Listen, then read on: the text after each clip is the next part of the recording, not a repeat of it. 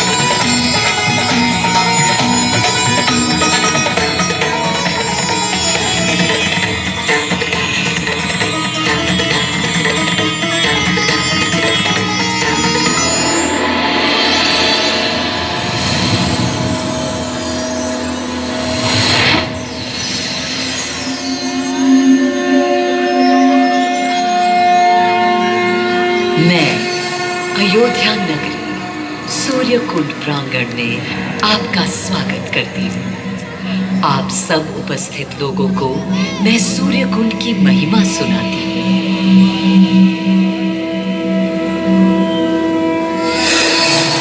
भारत की मिट्टी अनेकों दिव्य आत्माओं की जन्मस्थली है, पर आज मैं आपको कथा सुनाऊंगी भगवान विष्णु के उस अवतार की, जिनके अवतरण से मैं पावन हो गई सदा सदा के लिए। माँ कौशल्या की गोद में जन्म लिया मर्यादा पुरुषोत्तम श्री राम ने अधर्म के नाश के लिए, धर्म की विजय के लिए।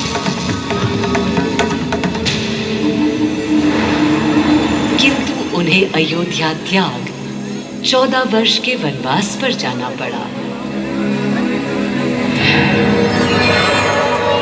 पुनः वो घड़ी आई जब सीता माता के साथ उनका पुनः आगमन अयोध्या में हुआ। हर्ष था चहुओर और उल्लास था हर दिशा में। वो घड़ी बस आने को थी जिसकी प्रतीक्षा में मैं विद्वान थी, जाने कब से। प्रभु राम का राज्याभिषेक बस होने को था, हर कहीं उत्सव था, पर इस उल्लास पर दुविधा की कालिमा छा रही थी। श्री राम प्रसन्न नहीं थे। राज्याभिषेक का कोई उत्साह उनके चेहरे पर नहीं था। उन्हें राज्य का लोभ नहीं था, सिर्फ अपनी प्रजा की चिंता थी।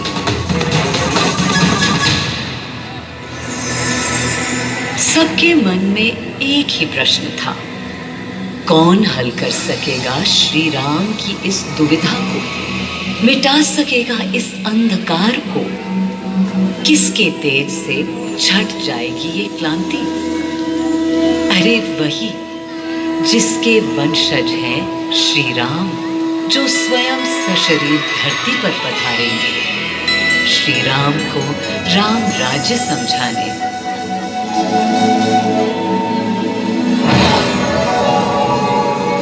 ये गाथा उस शक्ति पुंज की है जो पृथ्वी पर जीवन और सृष्टि का केंद्र था, है और रहेगा। वो अखंड शक्ति स्रोत जो दिशा दिखाता है, सतत अनवरत, जिसने श्री राम का मार्ग प्रशस्त किया, आदि नारायण सूर्यदेव। अयोध्या वासियों को भी प्रभु श्री राम की इस दुविधा का आभास होने लगा था। देखा क्या? तुमने देखा क्या? कितने सकुचाई से श्री रघुवीर थे। पद की प्रसन्नता या दर्प निरप होने का ललक या उमंग कोई कुछ भी तो दिखी नहीं। मुकुट सामने रख कितने अधीर थे। वे तो थे अधीर नहीं, हाँ थोड़े गंभीर थे। सौम्य मुखमंडल पर निर्बलों की पीड़ा थी, दीनहीन असहाय वंचितों का दर्द था।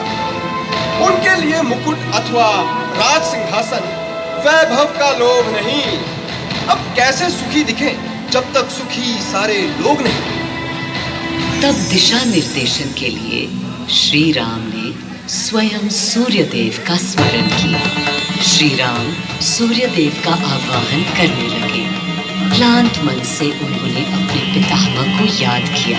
मन असमंजस में था उनका। कर्तव्य की सही दिशा उन्हें सूझ नहीं रही थी। क्या उचित है प्रजा के लिए, उनके लिए, वंश के लिए, धर्म के लिए, शांति के लिए? इसी परामर्श के लिए अंतर्मन से उन्होंने सूर्यदेव को पुकारा।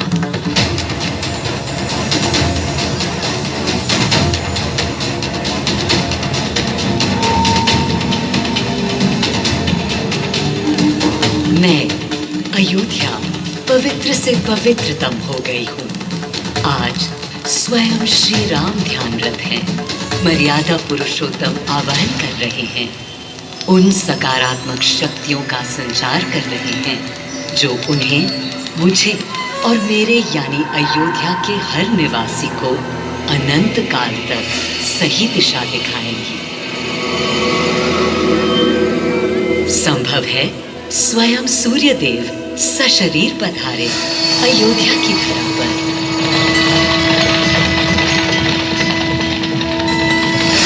और देखो, श्री सूर्यदेव आने को हैं।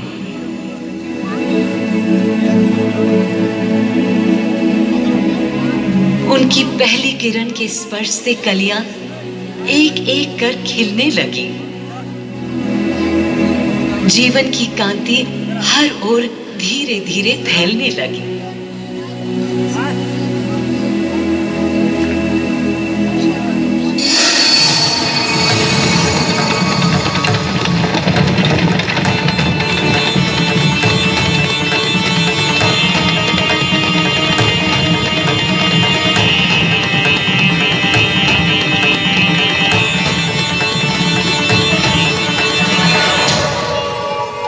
कितना अनोखा दिन है। स्वयं सशरीर अपने अलौकिक स्वरूप में पधारे हैं श्री सूर्यदेव नारायण, और उनके अधीर मन के संशय मिटाने को। अधीर हैं या गंभीर हैं, मैं जानता हूं क्या उनकी पीर है।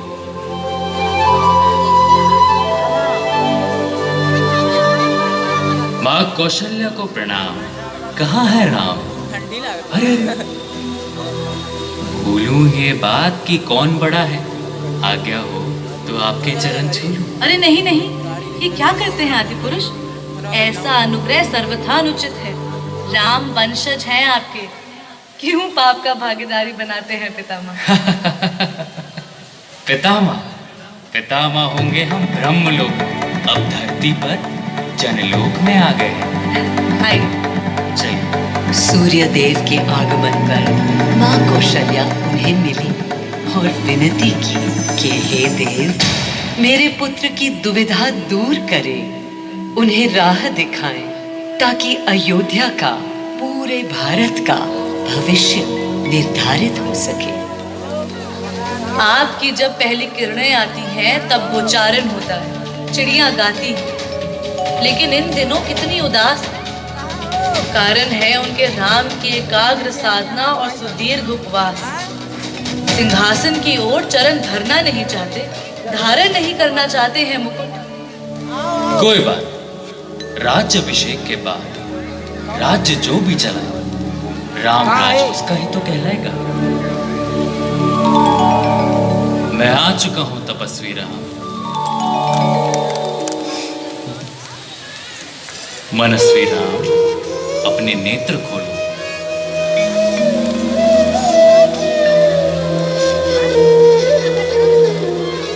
प्रणाम पितामह, प्रणाम। प्रणाम मेरे राम, प्रणाम। पितामह, राम राज्य क्या है? राम स्वयं पूछ रहे हैं कि राम राज्य क्या है। पुनर्ता नया प्रश्न है। अभी तो आप कह रहे थे जो भी मैं चलाएगा। कह रहा था कि राम राज्य में राम के लिए भी विधान होंगे। आदिदेव, कुछ अनुमान तो मुझे है, लेकिन अब आप बताइए क्या विधान है।